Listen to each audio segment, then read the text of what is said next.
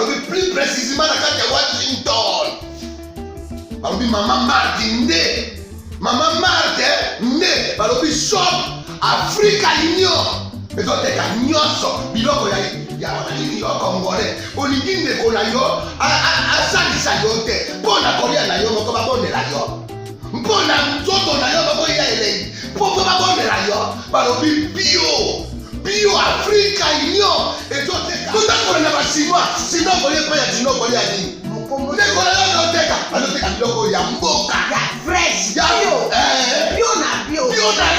mama mbayo kuna monkanja izali balobi nzombo eyali enkuba baliwa balobi enjenje ezali mpoto ya mbisi balobi nyama ya motu ya mokomboso ezaga te tala ngando nde ngalali na basi oyebi ke na sutu eza kolia na peti po mama Martin ya soro po bato comprendre te mawa bakongolais ualonu mpo na kolia na bino moko bakondela bino kolia na apeti congo na yo.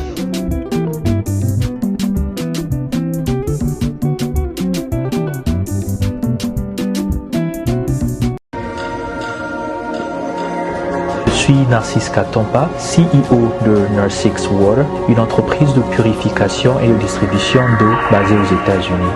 Je suis titulaire d'un master en finance et une spécialité en assurance gestion des risques. Nurse6 Water est une eau électrolyte d'une source artésienne à San Antonio, État du Texas. Elle est dotée d'un pH de 9.5 et contient des minéraux capables de traiter les déchets organiques acides du corps et de maintenir un pH équilibré dans le sang comme dans le corps.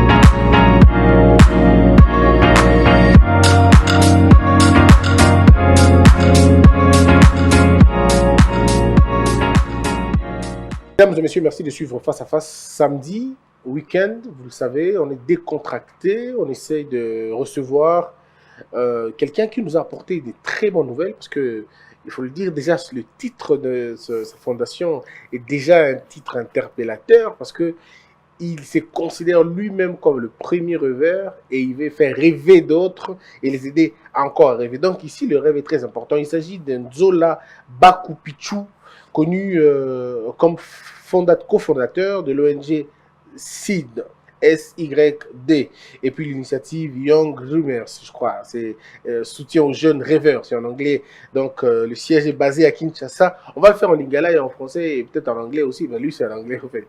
On va le faire comme ça, pour essayer de parler, de comprendre la structure d'abord. Nego Pichubuni. Bien, Christian Bosembe. La sopeli comme on a, ouais. Il faut dire que yo côté anglais aux hommes makasi et qui est côté on est compliqué. Bon, attends, tu peux oui, gagner. Tu es lingala, ça va? Eh, tu es lingala. Ça ok. bien. Alors, namoni, la polo lati, il y a polo, il y a fondation, je crois, il y a structure là, initiative, Dreams, je crois, c'est ça? Support Young Dreamers. Dreamers. Yeah. Voilà. Donc, soutien aux jeunes rêveurs. C'est initiative pour soutenir les jeunes rêveurs. Alors, mais comment tu comprends? Rêveur dans le sens nul. Parce que rêveur est dans le côté péjoratif, dans le côté normal. Bon, Moutounio se passe à bien, face à un rêve. Ce qu'on rêve, ils n'ont pas ce comme Oyo, parce qu'ils ont limité. Ils ont le robot, moi, papa, ils ont docteur. Ils ont rêvé. Ils ont gâté falala. Rêve, ils ont le logo, ils ont mona, sans kolala. Rêve, ils ont soupé, au lot, ils ont la question. Wana siko ezalama bien parce que nzamba l'action nzela mais mususu yo moko za na choix na yo ya koluka pe nzela na yo pe. Alors mais que bato belé pe ba rêva ba mona pe misala rêve nango akana comme docteur akoma pe docteur ba mususu pe bakana ba comme magistrat akoma ne pe ngote parce que oyo soutenir à partir de quel niveau bato ba tche ba rêve na ba misala to bato ba rêver kaka o ba dans un niveau ko rêver bon soki on rêve kaka au salité aux appels aux yeux revêtés. Yabo na système na biso eza logo la slogan na biso ezali big dream, work hard, hope for all. Dream big, rêver, faut rêver munene. Et puis work hard, travailler dur, et puis hope for all. C'est que espoir pour tous. Ah, d'accord. Ah, d'accord. Donc, il faut rêver grand, il faut travailler dur, et puis l'espoir pour tout le monde. Ouais. Ah, d'accord. Alors, ce que l'idée, on est où tu as pu? C'est venu d'où l'idée, voilà? Ah, et bon, n'arrive encore, et bon. Ça fait combien de temps déjà? Ouais, n'arrive qui en gros, en 2020. Ok. Tant on a eu en octobre, on a eu à Kinshasa. Parce qu'après avoir aussi 23 ans, Liban d'Amboga. Ouais, puis Namboka. J'ai fait 3 ans en Angola, 20 ans en Afrique du Sud. Ok. Alors, tant on a vu Bonazo comme chef d'État, c'est là qui appelle, na ba union sur baninko ya ko associé, na ba rêve na pas ça qui n'ont pas na Congo. Alors, tu vas répondre na. Ah, donc le premier rêveur est chef de l'État. Oui, il est-ce que vous aider? Ah, ok. Alors, aide nanga ce que c'est là qui ni tant on a qui na king, na ça qui na problème d'abord, il y a quoi ba situé le bosso mai. Parce que na ba mi ebele ba yaki pe na Afrique du Sud ba yaki na Congo, ba so ba problème moko boya aye boye. Azo somba mai, azo kasa mai ngweza bien, mais ba tchon pe na plastique ya bien. Mais meli boye azo ni ba problème. Nous avons perdu quand même génome ebele ba mi ebele, ba utaki pe na ba Afrique du Sud, so ba utaki ba poto, kaka pona likamuna na mai. Donc, mais c'est les complications. C'est les complications. Azoni kuna boy, trouver na ba mi biblo mo boy, maladie mo typhoïde. Alors, kuna ba boka to vendre examen facile ya ko traiter ngo po ezala raté. Alors, tant on a yesu ko na sakina difficulté on met la maille, na so ba te na met la maille ni. Ba mi na mso bina o met la maille mo ba koma su Suisse, ba msusu Canadien, ba msusu nini, ba maille comme belé. Alors, tant on a bandi ko étudier, ba maille wana nyonso ba bazo sala ngo ba expatrié. Alors, tant le monde qui bah expatrié quand va sur la bamaille, bah boulangerie, bah jus, bah expatrié, bah alimentation, est-ce que tout ça n'a confiance à toi, n'a pas toi bah ventiler te, bah ouais peut-être ma complicité quand bon maka ande au bah lingo congolais quand batika bah congolais bah si là. Alors, j'ai trouvé un Libanais là, à ça la rappelé maï, mais la maï en côté. Ok. Et tikenga, mais comment est-ce que ça la maï bah tu vas mettre la maï mais la maï en côté. Alors, na comme na domaine mo boy na sala usine nanga pona ko sala ba mai. Et vous à la portée de tout le monde que mutaye a mona mai nde bazo filtrer. To luki ba station mususu kana kata kini keno tamusu ba Willery ba Victoire mutazo ya ko mena mai déjà filtré azo mona ngona kati ya mulanja gaya ayeka kasombi afongoli ya tina bidon na ya kanja kina. Ok. Pour transparence c'est ça. Mais tant on a tali ko évolue na plastique. Amoni ba mai ya kalamu etondi na ba plastique.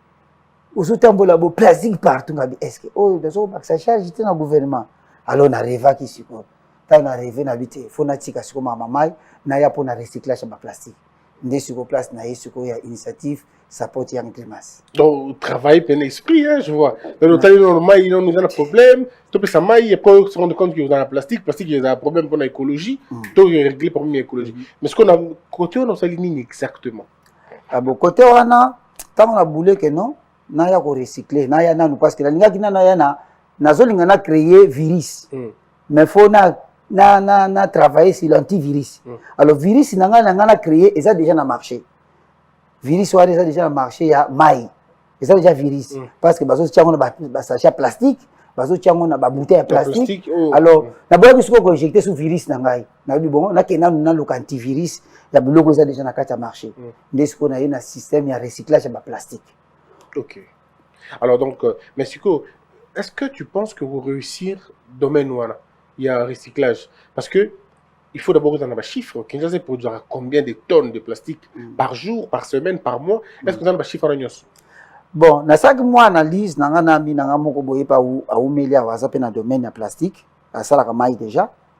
Yenda nga za kola moi moko liboso na nga ki na support ngana sunga ye na rêve na ye po ya na rêve na ye ayebisa nga ke statistique ya ville à Kinshasa plus ou moins par jour selon ye basalaka ba déchets à plastique et plus ou moins 5000 selon ye 5000 tonnes 5000 tonnes 5000 tonnes 5 tonnes mais 500 tonnes 5000 tonnes par jour selon ye n'habite ceux qui mais je ne pense pas parce que 5000 tonnes par jour, il y a plastique où ils ont dégagé par jour dans la ville à Kinshasa. Oui, parce que manque à la statistique officielle pour éviter, donc on ne peut pas douter. Plus. Oui, on ne peut pas douter dans où il y a lobby. Donc on croit on peut directement, mais l'État, on a dit, sans qu'on peut statistique officielle, la production, il y a déchets, alors ça sauter. Mais alors, allons dans l'hypothèse, il y a 500 000 tonnes. Voilà. Parce que comment il y a capacité de recycler, et la capacité, il y a nini. En fait, il y a combien de tonnes? Bon, au Monisiko, facilité nangai ezake, tant on a rêvé. Plastique, on a. Fallo tu n'as pas que après ça soit aux yeux en changwa. Ouais, comment non? Mais est-ce que le temps on recycle on dit. Bon, ngai siko na recyclage nangai nazaki na ba idée misatu. Ba recyclage nangai ezalaki d'abord que to zwa yango to yeba ko utiliser place nini to koki ko tia yango mais ya ko bwaka te. Parce que cela on peut poser quelque part. Bah tout. Bolongo par exemple dans la terrasse, bolongo dans la rivière, bouquet dans la placement. Ngai siko place nangai ngai to no tia na ba commune. La maison communale. La maison communale. Oh. To zwa yango to tia na ba maison communale. Ndeni. Parce que la commune a bango sa propre, soi-disant. Mais place ba peuple bazo tambola eza salité. Alors faut to no tia yango kuna. So to ba no tia yango kuna, bazo mona yango nde ba olukanga. So ngalo yebisa bango nini siko to sala ngo na ba maison communale. Ok, est-ce que dès que la commune a gombe, tu tiens mon kuna ko, tu tiens mon bena bukume sa gombe bena zo mona plastique. Tu tiens mon wana. Ok. Après ce que vous savez ngoni. Sikoyo tant to tiens mon wana, stratégie na ngeza ke to linga ki to zwa to utiliser ba maison communale tous les 24 communes à Kinshasa comme ba point ba antenne na biso. Et ça te peut to tia bango salité pour ba landinga ba ko pointe ma tia biso salité. Pour na tia bango salité te. Pour na lieu de recyclage pour na ko déposer. Parce que to banda ko sombango na petit peuple. To banda ko sombango na ONG na biso na ba petit peuple to zui initiative moko to zui to ko adhérer, to za na posa to adhérer tous les jeunes et tous les 24 communes. Surtout na za na idée mingi basi. Mingi balité. Na za na posa basi mingi ta 60% ya ba membre na nga ya ONG na ba za la basi. Ndeka ba sa ba sisi ba mama mapa. Aki asombi mapa na ye ba combien na carnet na ye ateki ya ye na fin du mois ba pesi moi pourcentage na ye 25% ndenge sala. Parce que nga ba mama mapa ya plastique. Ok. Baba na olo ba plastique to futa bango. Mais nazo linga nazo estimer nanu to tana kuni ni to ko tala. Est-ce que beaucoup ça la système il y a terme de kilos par peut-être 10 kilos. Et cassité. Donc ça la robina la partie à 1 kilo. Par 10 kilos té. 1 kilo au yena ba plastique na yo. Au yena ngo to peser yango. So to peser yango, au yena ngo to peser yango to broyer yango sur place. To tia ngo na ba sac. Ba plastique à pembe, to tia na ba sac à pembe. Ba plastique à rouge, to tia na ba place à rouge.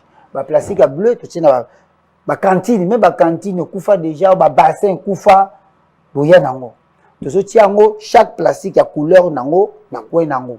Boya nango to peser to broyer yango to tia. Ça te on to tia ngo to tiki.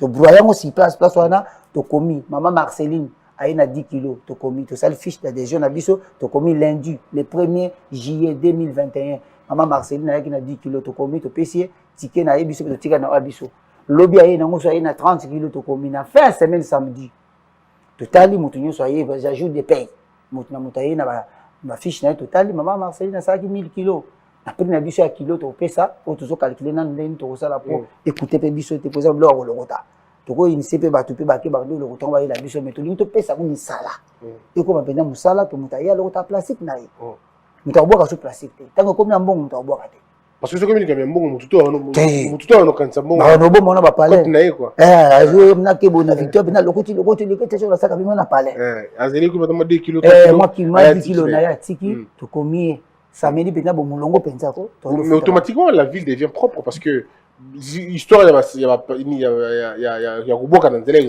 automatiquement mon stratégie automatiquement oui bossa na ngoni exactement c'est quand to broyer yango tant mutaye nango to broyer to tirer ba plastique na pourquoi to ke nango na usine place to tia usine na biso nde kuna siko to zana ba structure na biso kat na ba plastique wana to sala ba tuile ya plastique. OK. Ba tuile serva na batol. Batol te milai, ba tuile penzo za ba carreau. Ouais ba carreau tu ça na olaxo ba image to sala ki déjà moi ba test na biso déjà. To sala ba tuile wana. To sala ba pavé. To sala ba pavé est très important pour nous. Ko tchaba da ba velu na biso hein. To sala ba pavé et ça na durée à 100 ans. Moni so ozi pavé o ba tia na makadam ba tia na hôtel de ville wana so ozi ngobeti marteau panzana biso panzana te odenda au tiango pena na makada mutu ke ye zwa tracteur be makaba minerai 40 tonnes matière panzango te itika libongo mais so tie ya béton et panzani vraiment déjà avantage de gérer nango to pe sa seconde vie na plastique mais ça demande plus maintenant et c'est un plastique est belé pour ça mais c'est belé c'est belé est-ce que vous à court terme parce que beaucoup produire ça va beaucoup donc à un moment donné mbongo za na Congo mbongo za na Congo utaka na Congo parce que tant que ça zo ngo to ça ta na biso to ça là to bandango sur Dieu levé le 30 juin et vous allez départ na biso il y a ouverture na biso naissance na biso il y a ONG na biso de to redémarrer to zo moi juillet mobimba to senga effort mo côté gouvernement juillet to beta juillet mobimba to zo ba plastique na biso to sa production na biso ba produit o siko biso siko to bimisa nde to imposer na l'état faut y ressemble pavé par na biso exactement parce que là ça vous donne beaucoup faut y ressemble tuile par na biso parce que gratuité enseignement to ça même na ba banc ba pupitre ah c'est possible oui na ba plastique mais ça mystique Christian oh et ça mystique le ballon to ça là ba pupitre monika va besoin luka ba banc parce que toujours lutter contre pollution toujours lutter contre déboisement oui tout ça pour ça que OK katanzete pour ça la banque pour ça la koni alors que plastique est ça pour ça na koni pour banana na koni même da kati na nzete na ba ko esi à souffrir mais azuka ba tumbi ngo so sali ka makala OK déboisement na yebi ngezo coûter biso si réchauffement climatique et puis to ko lingi to sala ba pupitre moderne il y a plastique ité on a so ba plastique ko ya ba kitcha plastique ba teka ka obuki yango bote wana eza na ba solution na biso ba mélange na so to beta eza ba produit bele ko na kati mais o eza capital eza no plastique po yenda so ako aider biso po na mélange po na mixage ndenge to ko compacter ye ndenge to ko sala po to ko lo nyuso ate po yebika donc ça dit que ton boursa là to le boursa pavé boursa pupitre tout ça tuile to ko sala na ba planche lokola ba chevron mais ya plastique ah ba ti boton banda ko et ça bongo penako to somba to tonga na ba brique ya to beta na ba brique ya plastique ngone bo no somba pena sombi ciment o sangisi na sable o tie kayas o beti brique bisote ka plastique to sangisi na sable na manda ba ciment to beti ba brique po to epire ka plastique ozo comprendre to luka la plastique na ba façon moko bokake yaka kotao vous une deuxième vie ça partout pour que tu peux cette deuxième vie to longola toi c'est ni est-ce que quand ici que la production il y a plastique dans la Kinshasa et qu'on résoudre problème neti il y a balabala ba venir na biso surtout o ngana ye na ngonde surtout souci nanga yo ya jobu te o ya kami te parce que solo la no mamba jobu zo yebati ozanga ma ja mo boye de tala jeune wana na moni ga kisake na yake ne shi na kene Dubai ngata tra kisha mo boye tout content disponible oya omoyona otoba omoyona na mona bango kasi yepe mutu ya de nyima na tinda na agence mo boya que nous avons na Jérémy Jérémy Christian donc alors bobino na jobu pour ça la onde bon normalement biso na jobu tozo meka koyiba na bango to na jobu biso ezalaka na ba poubelle na biso toza ba poubelle ba manzanza toza na ba poubelle ya milangi toza na ba poubelle ba plastique toza na ba poubelle ba papier et puis toza na ba poubelle ya ba immondice o eza ba divers ba mélange vous comprenez c'est que plastique a na place na yo ko sangisa te soki ba moni ozwi na poubelle ya plastique otie mulangi ba okangao alors moi to message déjà ta ba 20 ans Christian ba 20 ans tali mentalité ko mususu mo comprendre ndenge yali asa kongole ya ndambo mageke to utia to botamia mais to vemi alors to ngoto ma structure mageke ça passe na peuple quinois peuple congolais ils ont passe pour na ye akoma na ba niveau na pona na ba bimité mais biso to yeko aider bango comme toujours diaspora nyonso apporter un plus to ko aider bango bazaka conscient parce que là vous créez de l'emploi aussi monique ma bébé ba jeune on a un jeune on que na préféré na ka ça va kilo na oui parce que ndenge nazo kanisa idée nanga na ba to ba ko ya ko joindre biso pour baser PBL ba soutenir biso pe to za plus ou moins to za na posa na ya départ to za na posa ya 750 jeunes auto intégrer bango le 1er juillet na initiative oyo 30 na chaque commune. OK. O ba koza déjà ba koza ba polo na biso ba kolata pour na kosala déjà moi visibilité. Mais moi j'ai beaucoup aimé ton que la bassi na ndé oui. Donc ça plus ou moins photo ça na 20 bassi. 10 000 balles 20 bassi. 10 000 balles 20 bassi. Pourquoi bassi? Bassi ba bimi utile na Congo. basi babimi inutile so otanga te soit tokomi ndumba komi chèque ya mwasi soit tokomi obota pamba ozo comprendre alors nous voulons valoriser les femmes que biso en Afrique du Sud parce que fondaka basi bakombolaka banzela basi batimolaka la plupart bato bazosala ba système ko timolaka ba mabulu pona ba fibre optique ce sont des femmes moi si pena ko ala ti pena tengi pena senti que non chef comme ça tout le monde la basi espère qui basi amonaka que pour vivre ka fois ça la ki moi si na ye non ko travailler dire comme un homme au juipe bon na yo pe so bota pe oza na bana tamsu bala kima yo pe et ko aider pe ozo prendre soin ya famille na yo bana na yo mbali na yo bien na loko mo ozo sala pe yo mo zo bimisa l'effort est-ce que oza soutenir na nani gouvernement soutenir yo na minute yo to eza yo mo no salon tenga siko na soutenir na gouvernement sud-africain gouvernement sud-africain to soutenir yo ko sala après singa mbongo mais na ikimi na ngona ye na ona Congo na so banga kutu bako kanganga mais c'est vrai na zo sokisa pour na zumo na Congo te na zumo na Congo te ozu mo na yo moko kasi investir out kasi nasala na Congo te nasala na Afrique du Sud naza entrepreneur naza na compagnie na musumo na otanga kombo te naza na koposa te ona ye na ngona zoloba mais je travaille au Congo et en Afrique du Sud naza ba business na nasala ka ndena bunda etanke mobali nyonso mais na zumbongo wana parce que c'est crédible ba kopesa biso ba crédit na suis crédit mais pour na ya na ngona Congo zo ba risque to zo Christian pour mboka na wakaka yo ba pe bo pe ya na susu nga susu te ndenge nini oyo na Congo boye ba compliqué yo o ba taxe o boye mais ba sala na bango le monter ba sala ba mbongo mais quelles sont les difficultés que vous rencontrez déjà sur le terrain difficulté on a rencontré na terrain parce que o za deuxième émission to sala na yo ça na posa na no ya place parce que ba machine il faut ya au moins na ba vidéo tam so no balancer mona ba machine ezali déjà eza o eza semi industriel eza industriel te poto comme na niveau na so gouvernement yo ki makambo yo ya ona yepa na oti po yo ba visibilité tala 150,000 vues oso ko ba tu ba Holanda ba ko comprendre o ba ko linga to comme sango industriel que bozo mona penda technologique banda kuna boni bato so no tambola na so banda ko beli bato baso tonga mais ko tala ka boye tol ko tala ka boye na so bisa que tuile wana to ko sala obeti yango marteau epasuka te obeti yango lisasi ekokota te ozwi moto moni bamoto oyo ya babombone nolaka so komona tosali yango test tie mpena moto ya bombone oyo yaka mpena ba 500 degré wana ko ezozika te ezobimisaka lokola milinga otie yango likolo lokola milinga mais eziki te kufi moto ekufi tout esali na plastique donc baplastique oyo tonegligeaka awa yango eza suka na cope mon cher plastique ozomona oyo tokobimisa même na pétrole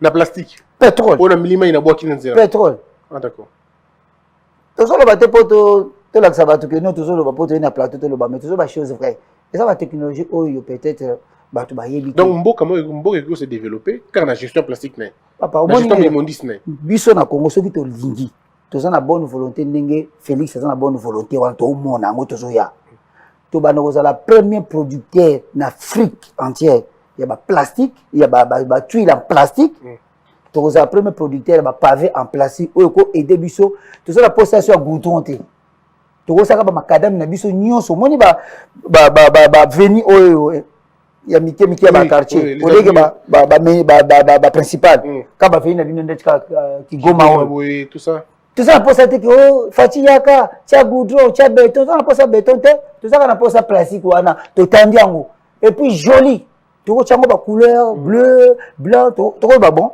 to suis comme na kalamu to be chango bleu vous comprenez ba pavé na biso ka bleu kaka to selo ka pona kalamu to ke na gitambo bo to be chango kaka rouge to ke na gombe to be chango kaka jaune. On peut faire ça. Ça fait la beauté de la vie. La beauté. Mais le problème, c'est que la production est suffisante.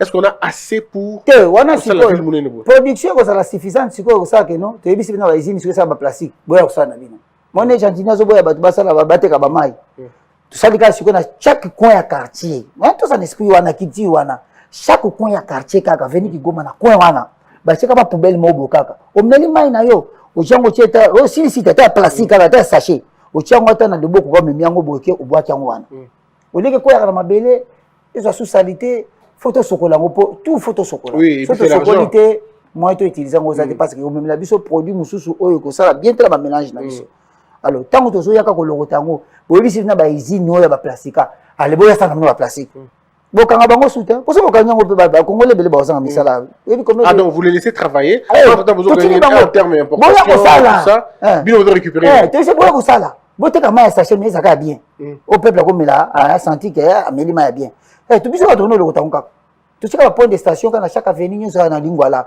tu check na Kigoma na Oilandi tu check ka ba poubelle wana ko boaka te na mabele pour se résume mabele comme salité ko sokola ndeti ba plastique wana ba sachet za moi passe mingi non passe mais oya ba bidon oko soto mo mai mo ningisi olongoli sate na kati esili mais ce qui a ba sachet ko yi comme na ba terrasse ouais comment très compliqué parce que faut que tu ma mai quand même parce que dans mon qui na place mon couche il y a plastique mais na botopoto nebi que tu vois le poids est d'apport botopoto wana moi to récupérer ngo ezate alors ba aider biso ba boka ngo suna ba terrasse te ba tsango tana point moko boye mais faut quoi il faut l'état il faut que ya moi ce que la ville s'organise pour faut wana to solola na ba gouvernement ba bourgmestre nyonso ya ville ya Kinshasa to solo na maire de la ville parce que ezapeka na idéologie ka ko support peka bango na cadre ya ba king bopeto na bangwana comprendre king bopeto na bangwana pe parce que so ba tcheke ko na ba plastique na vrai dire pour ba plastique des ebe na ba terrasse que ba salité mususu vous comprenez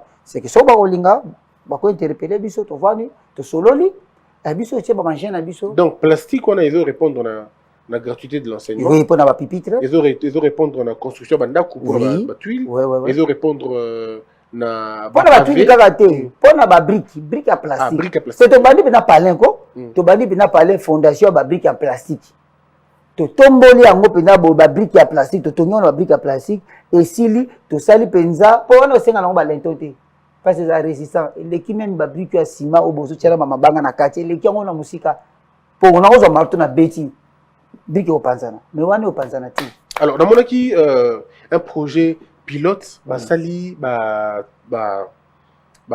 bidon ça un système ou fonction ça linda comme bimba mais tu penses que na mona kiango ça je crois que tu as avancé kuna sona lokwana bazu ba bidon ya 5 il y a 1 litre ba 500 ml ba tie ba ciment na kati mais ça perd sous mon fort sombi sous ciment on ça et ça non bien mais à quoi c'est ça on peut bien mais biso c'est quand yeke to na posa ciment te on se comprend ciment ça maka mususu biso zaka na posa yemo ka plastique atongi brique ya plastique wana siko monika ba tie ciment na kati ba tie zelo bo bambi kaka ça va bien est-ce que matière musute boye osanga matière mususu wana secteur de fabrication bele na Kongo ya ayo jika lisolo ka boka bibisi mbongo nega na oyi batu bele basala mbongo oui palenga ma fungo pina bo karomo bo ba kanga ta chata pilikolo asali ka bo alongoli karwana bendi pina bo fort ba dollar binu wana osaka ti ba milliards ayi de projet mais oui ba projet mutu mais la faisabilité au salon mais alors mais au-delà de ça quelles sont les visions parce que les gens se posent la question est-ce que était pour la élection paye pour un candidat lobby ainsi de suite est-ce que ça politique té papa au moins le gars là il y a osa na mokilo politicien na biso na mauvais souvenir taba noko na biso bazaki ba politicien bazaki ba commerçant pour kaza mutaba Congo bandoko na biso ba koko na biso ba poela bindele ozo ba kisombe ba dokolo ba salazaku ba sadisa ozo ba balandu mambu o comprendre ba poela bindele ba tona baza ba congolais oyo époque ko nyana tikela kimbongo basaki ba politique mais tant ka Mobutu ayi oyo masoloti si abejika kisombe ka bo commissaire d'état mbongo évident abenda dokolo boy soki nani alia bango mbongo esila bandelo bakolo parler de mab ezaki gouverneur à banque ezaki parce que on se comprend c'est pas dans la politique eza lokola lelo te so na kosala politique lokola politique akala oya sikote parce que politique lelo ozano boyo lobi sengi kope ba pesi mbongo bona soka film ko millionnaire na projet zaki nango esili mais biso to yé comme ba jeune entrepreneur toyo sala quoi centre de recherche ya ba jeune talentueux c'est ngana ina talent nga n'exposer yango o ngana yebi yango nazolobela mais na mona ki petit mo bo pe susu azana chango wana asala ki générateur Francis air comprimé asala ki moi générateur moko boye ya air comprimé kaka ils ont produit le courant. Ah bon, on a bien. On a fait un fond dans un côté de paix. On m'a pas pétrole de Tibango. Na ko supporter. To zué to côté na ONG na biso. To zui ba idée na yi. A petit boro bechongo ndengini. On a bechongo bo. OK, ça va. Ils sont ngonini. To yé to support yo. Faut ça on dit de manière professionnelle. Sur moi technologie mo qui est Afrique d'ici, au Canada Europe, au col ça mo mayele na yo ba encadrer tango yé. To bechongo professionnel. To komi ko teka. Au lieu que to son ba gasoil, ta makele les alibanda. Aoyaka cheli okaka pota musuto na osolo na ye ce qui azana ngo si ya awa kaka ye na ngo to sombeli to tiawa 24 sur 24 osana posa ça na air comprimé osana posa carburant te osana posa pétrole te osana posa essence te osana posa le côté air comprimé na mona ki on a YouTube na ngazo sala ngo awa na Congo na Cham est-ce que moni déjà yebo na mona ki mona photo na zulu ka ye mais émission na zo ki na PCP numéro na téléphone te na zo bati na olukilende ce sont des jeunes rebelles oyo aye na talent na ye de loko nemoko aye moko alinga tchongo na marché pour nous développer mboka na biso. C'est ça on a besoin de ça. Est-ce que mais ce qui est bien dans ce que tu dis et qu'on sent l'idée d'aider les jeunes au moment qui va délaisser parce qu'il y a beaucoup de gens qui passent des projets et si mi tati na bi vont s'en sert à rien ça n'a rien parce que yo ko la musabongo en disant que non il faut aller jusque là pour rêver de souka. Quand ça on a dit initiative support young dreamers c'est biso ça le centre de réflexion.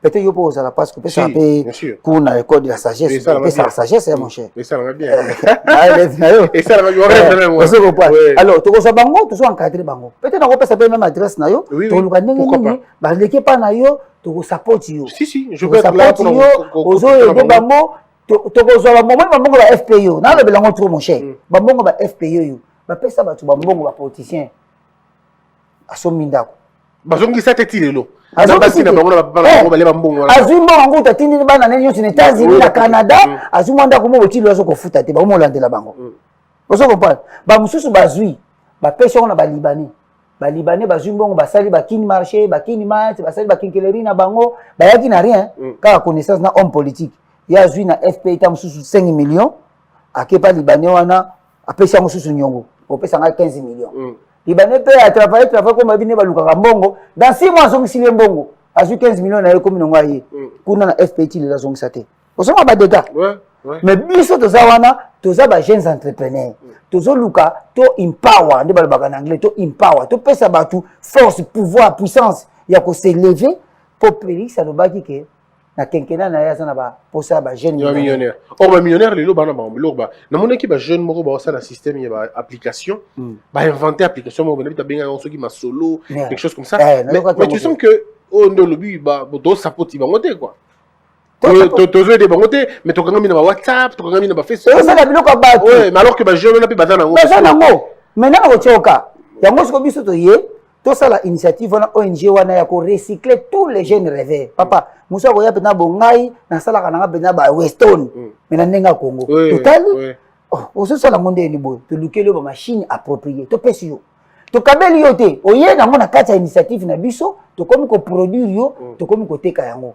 Totali combien to investir pour na yo? Yo 50% na yo. Biso bezo 50% na yo.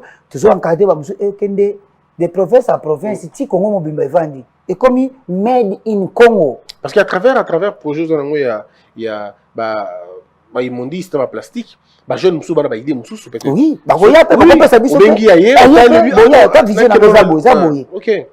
Et ça boy, to pas idée na biso. Et ça boy ya te vie mon cher ami partenaire et ça boy biso ça to keki boy. To sala ko d'une manière professionnelle. Ndio mwana biso ko vendre la pena FPI wana. Et puis to yebisa Félix. Mbongo FPI za ba ya ba politicien te. Parce qu'ils n'ont pas de solo nani. Bon, on est à Bamota. Et ça font pour la promotion des industries. Mais ce n'est pas une industrie. Bon, on peut s'amuser pour tout ça la machine appropriée pour tout produire. Tant que tu produis, tu peux s'amuser là. Parce que tu as importé bah plastique, bah brique à plastique qui n'a pas payé moussou, bah tuile n'a pas payé moussou. Quand tu as mis tout bien, ça n'a pas tonga. Faut écouter Chinéga. Alors donc c'est une grande vision. Il y a une grande vision, c'est vrai. Mais alors, est-ce que Anakin, par exemple, siège des places ni? Bon, nous avons toujours bâti. Nous avons dimanche passé, le 5e jour, nous avons mercredi. Nous avons pour tous les canaux mission. Siège dans la social place, nous avons toujours d'origine, nous avons parce que ça la bamaille. Nous avons venu Luano, Koya Montfléry, na Prince Kasavubu. Na Kitambo magasin. Na Rekwado. Tozawana, na numéro 1.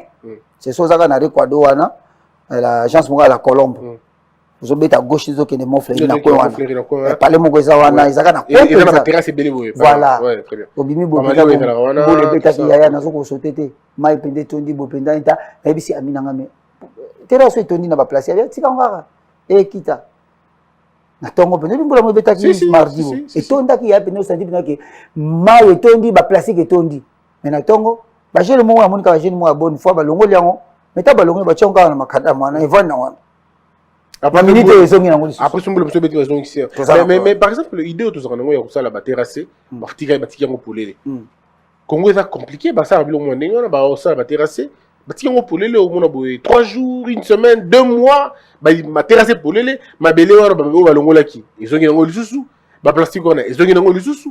Est-ce que avec politique nayo beaucoup ça le peut bien pour couvrir la terrasse wana ba au moins na ba système na biso tout ça là d'abord plastique est léger par rapport à béton vous comprenez plastique est léger par rapport à béton là au moins ça léger te le la plastique plastique est léger to ko ça là ba regard de visite to ko zo kaka ndenge ba sali yango bongo to zui le ko la ba treillis to sali ba treillis en plastique mais le ko la ba couvercle nango mais en plastique mais to tiki mo ba place mo bokotala na kati bokoza facilité ko longola ngo bokire bozongisi soki mbule zo beta ata soki ba plastique muso tambola nango maye ko leka ba plastique otika la likolo boko récupérer ngo facilement mais soki zo kende na ba caniveau kuna pe zo kende ko boucher tango boucher esile mais quand mai kandi ozoma toko sala ngo pe eza créativité to yena ngo to yena nyoso toko sala même ba porte banda ko plastique mais aussi mo ga sili baya plastique porte concentré tout ça tout.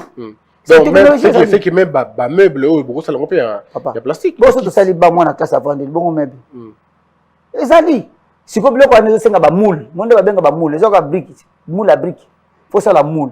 Ndé yango nezo lia mbongo parce que ba moule wana ndé yango neza technologie. So ko sali moule, plastique aroyane ka ko pesa forme na moule. OK. So ko ça na posa pavé, ko sali moule na ya pavé et au che plastique, a sali forme wana et bimi loko lingi. Ndé ba moule wana ndé ya ko sala ndé ba ange ba marche oyo zoma ba ange o sala oyo yo foza na moule nango bo sala pesi forme o boye bo rassembler ils sont résistants au tumba ngote ko zikate des années eza wana et garder beauté.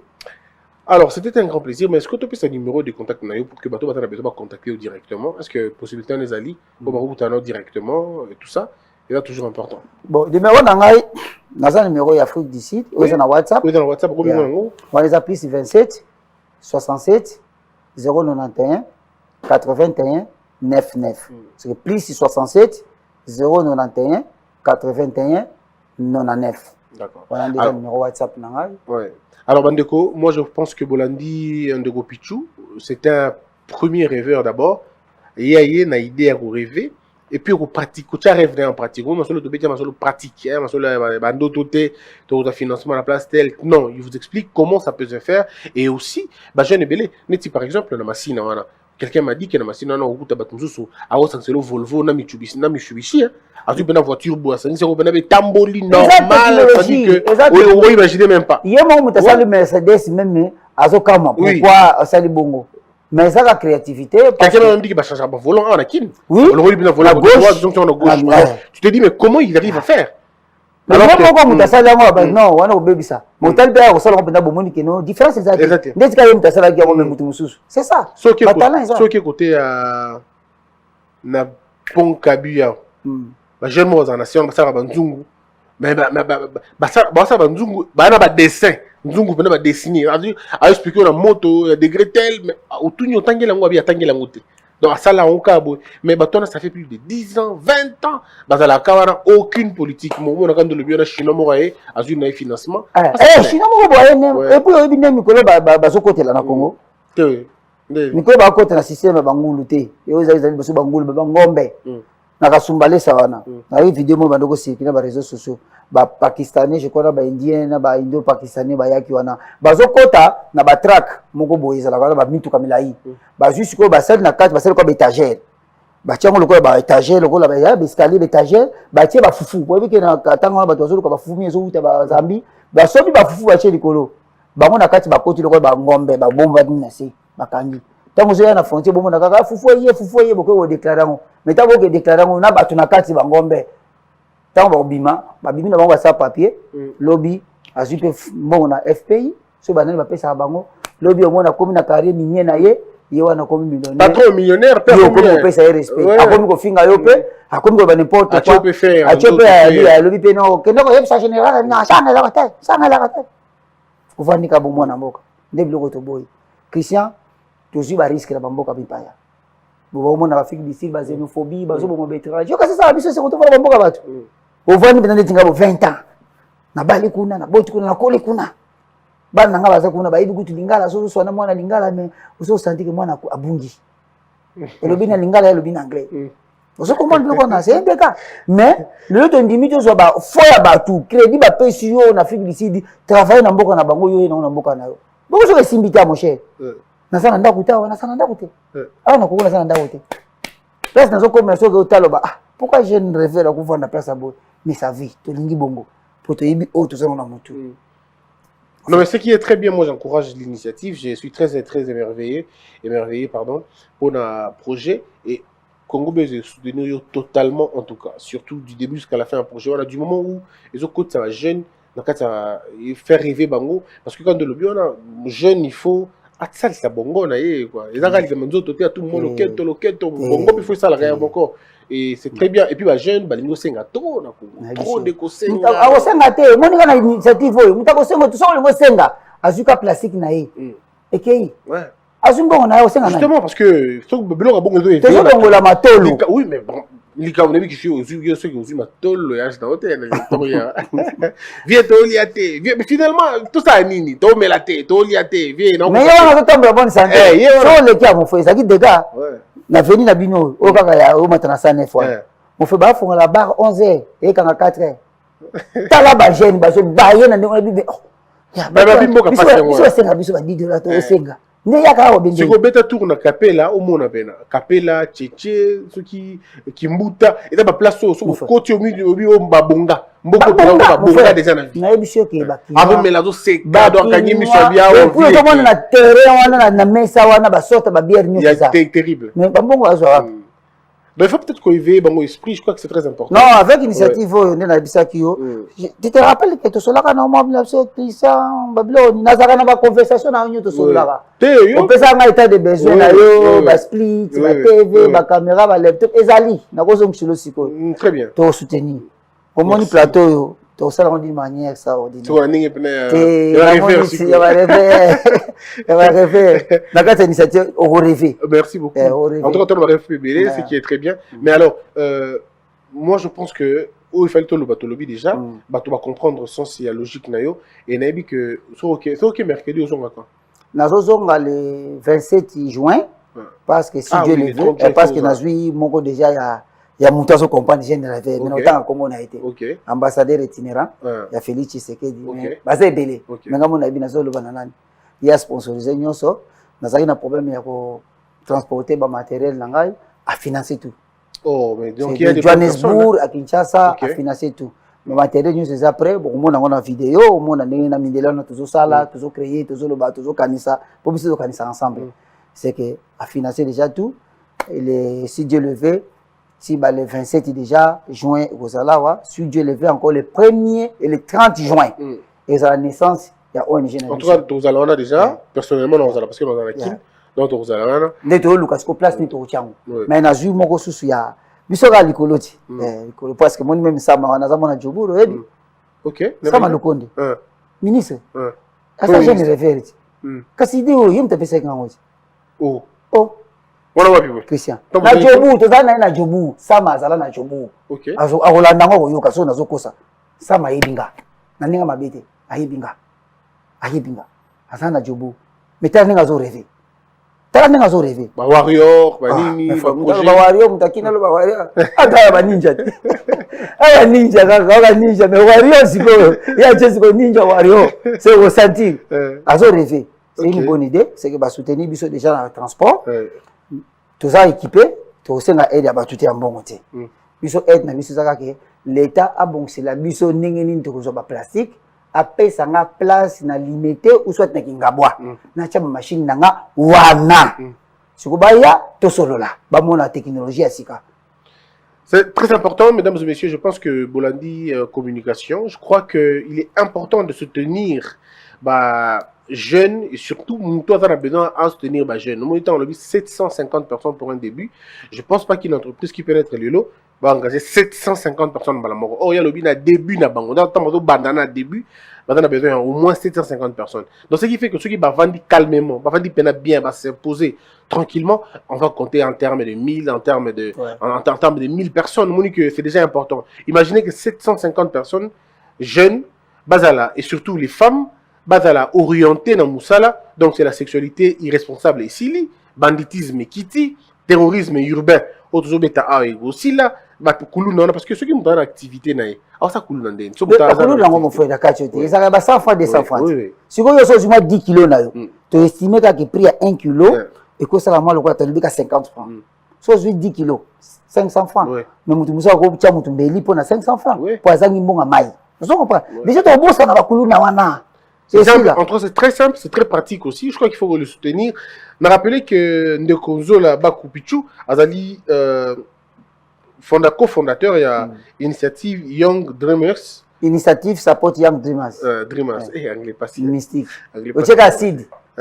Donc, Sid, voilà. Et puis, soutien aux jeunes rêveurs, c'est le thème. Et donc, ce groupe a le numéro. Plus 27, 67, 091, 81, 99. Merci beaucoup, Pichou, tu as mains parce que c'est ici, M. Nabiso, et ça a un grand plaisir. Donc, de te lobby, donc à tout moment, à temps et à contre-temps, au Zonga, tout le monde, on a tout le qui Afrique du Sud, on a fait tout. Il faut y aller. Bagili Baye. Si, il faut y aller. Il y a ça, le succès. On sera à la conférence de presse. Oui, on a qui est? On a ça dans le Lubumbashi. Ah, on a une. Tant que on va y aller, on a ça dans le Lubumbashi. Tant qu'on a Zongi, on va y aller. On a découvert. Ah, mais non, on a face à face. Mesdames et messieurs, c'est un plaisir. En tout cas, j'aurai le même plaisir de vous retrouver très prochainement. Portez-vous bien, que la peur quitte nos esprits et que Dieu bénisse les RDC.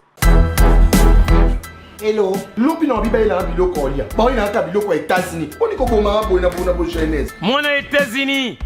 Tata yo kikolela na bino, atindeli bino. Maman Samira, ndenge ozalaka na États-Unis okolia lokola mutu aza na mombele. Lokola mutu aza na ngaba. Merci mon bout. Wow! C'est mon bouche. Bana États-Unis, kolia bio et komi lolingi na bino. Pona kozwa mbisi ya kokauka tope mafuta mbila Chez Maman Samira. ata ozali na posa ya mbinzo ndakala mayebo safu ezali pebitoyo chez Maman Samira manso mazali eloko moko te yo koluko komona te Na ndenga mabete pona kozwa biloko ya détail. Yoka numéro 938 avenue Maurice na New York.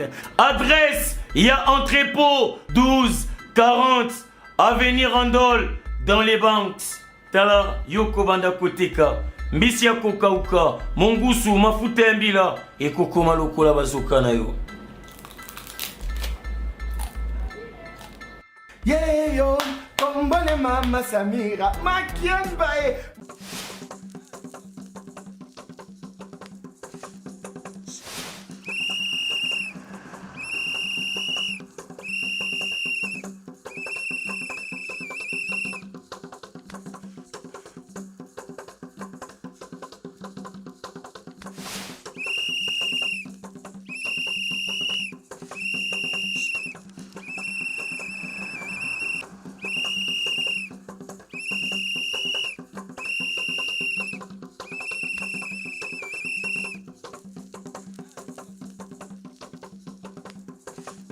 Oyoki te, otali ba info te, omoni ba maquette te, omoni signature ya ba contrat te. Seul partenaire immobilier sûr, Objectif Habitat Asbel, Maman Moseka. Kotoyo ekomi kosila. Epa na biso nungu ezala te. Tobanda na la île, tokomi na la 7. Maman Moseka, partenaire ya sûr. Kotoyo ekomi osila o. Afin que bato nyonso bazala servi, mbaloyo, platinum, gold, silver. Platinum, $6,000. Gold, $4,500. Silver, $3,500. 20 sur 20. na Maluku, na Makadam, nouvelle zone économique Pene-Pene. 400 mètres carrés, payable en 12 tranches. On a maïpé sécurité, to rassura. Maman Lor Mama y a opportunité à Komana Gombe, avenue Lukusa numéro 5, rond-point Forestcom. Objectif Habitat, votre objectif.